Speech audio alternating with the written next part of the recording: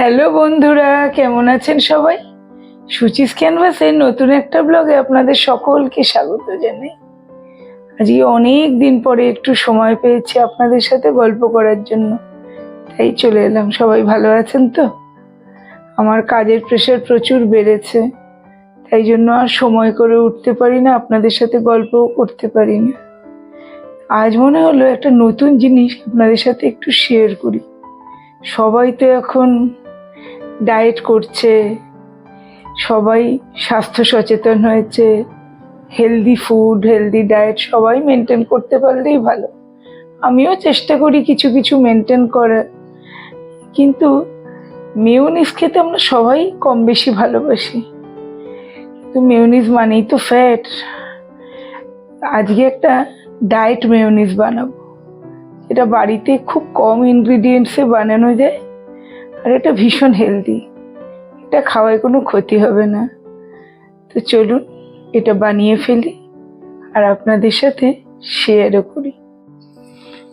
এখন আমরা বানাবো ডায়েট মেয়োনিজ। তো ডায়েট মেয়োনিজ বানানোর জন্য যা লাগবে সেটা হচ্ছে ডিম লাগবে। এখানে সিদ্ধ করে নিয়েছি 3টে ডিম।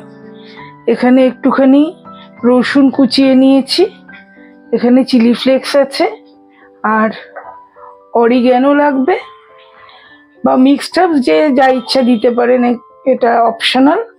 আর লাগবে হচ্ছে সাদা তেল, তার সাথে নুন আর চিনি। এটা দিয়ে এবার আমরা এটা ডায়েট মেয়োনিজটা বানাচ্ছি।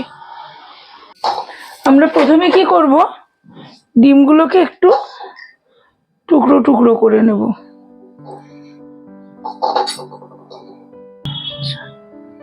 এর সাথে এই রসুন কুচিটা দিয়ে দিলাম। যদি কেউ রসুনের গন্ধ পছন্দ না করেন তাহলে দেবেন না। চিলি ফ্লেক্সটাও দিয়ে দিচ্ছি। এর সাথে দেব একটু অরিগ্যানো, এই 1/4 টিস্পুন।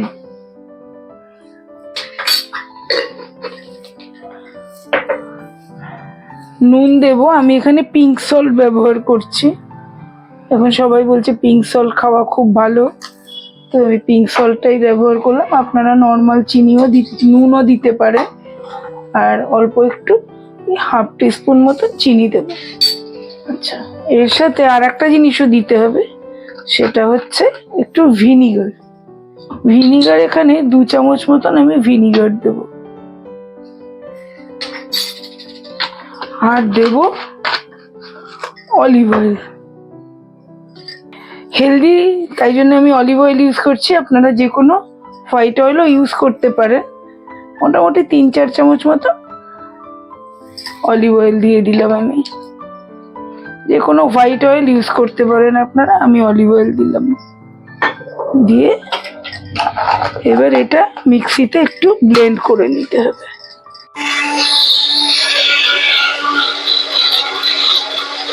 ডায়েট মেয়োনিজ রেডি হয়ে গেছে। এই দেখুন, একদম কি স্মুথ ফাইন পেস্ট হয়েছে। দেখুন, এটা যেমন স্প্রেড হিসেবে ইউজ করা যাবে ব্রেডের ওপর, সেরকম এটা যে কোনো ডিপ হিসেবে ইউজ করা যাবে। মানে কোনো ফ্রাইড আইটেমের সাথে আমরা যখন ডিপ খাই, তো এটাকে ডিপ হিসেবেও আমরা ইউজ করতে পারবো। আমার এই রেসিপিটি যদি আপনাদের ভালো লেগে থাকে তাহলে লাইক, শেয়ার, কমেন্ট এবং সাবস্ক্রাইব করার অনুরোধ রইল। সবাই ভালো থাকবেন, সুস্থ থাকবেন। দেখা হবে সুচিস ক্যানভাসের পরের একটা নতুন ব্লগে। টাটা।